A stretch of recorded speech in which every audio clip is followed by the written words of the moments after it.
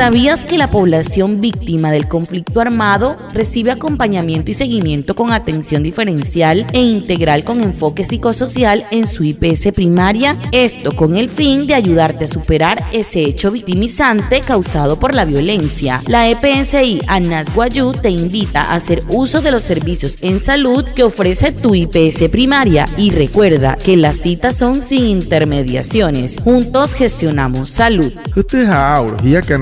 Ayun kan reo huma hutuma ho to huras kari ruwata puna hiakan pura huma kari hana ka pushwa thaiha karmoi ka hikiro ka hama ayos ne hiro no wayuka na ro herut ka pohru te rher pheka na IPS manaka ter